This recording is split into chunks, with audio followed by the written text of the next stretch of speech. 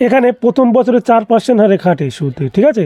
তো 4%কে আমরা এইভাবে লিখতে পারি 4/100 সমান সমান এটাকে 1/25 এবং 3%কে 3/100 সমান হচ্ছে 3/100 লিখতে পারি 3/100।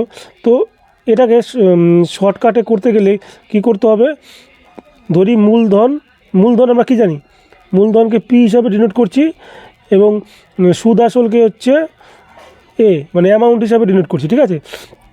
তা প্রথমে মূলধন কত ছিল, প্রথম বছরের মূলধন যদি 25 হয়, প্রথম বছরের মূলধন যদি 25 হয়, তো এক বছর পর মূলধন 25 + 1 কবে 26 হয়ে যাবে। তার পরের বছর 3% হারে খাটবে, প্রথম বছর খেটেছিল 4% হারে, পরের বছর যদি 3% হারে খাটে, তো প্রথম বছরের মূলধন যদি 100 হয়, পরের বছরের সেই অ্যামাউন্টটা কত হয়ে যাবে 103, ঠিক আছে। তো টোটাল 2 বছর পর অ্যামাউন্ট হবে, টোটাল 2 বছর পর কত হবে, 25 আর 100 গুণ করলে টোটাল 2 বছর পর হচ্ছে মূলধন হবে 2500, আর 26 আর 103 গুণ করলে 2 বছর পর মূলধন হবে হচ্ছে 2678, ঠিক আছে। এটা 2 বছর পর। তো এবার 2 বছর পর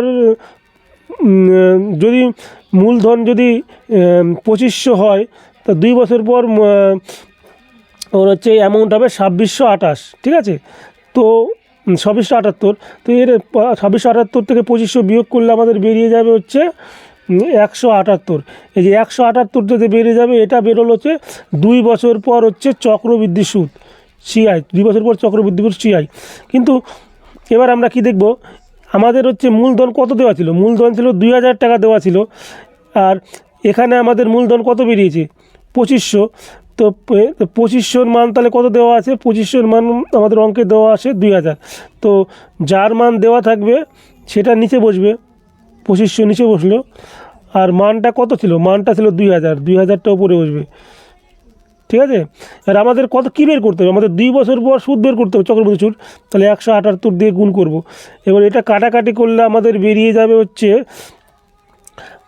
5 দিয়ে 4 5 20, 5 5 25, ঠিক আছে। পরে যদি এটাকে 10কে উঠে দিলে বেরোবে, দশমিক দিলে 142.4, ঠিক আছে। 142.4 করতে হবে, 142.4, এটা হচ্ছে উত্তর।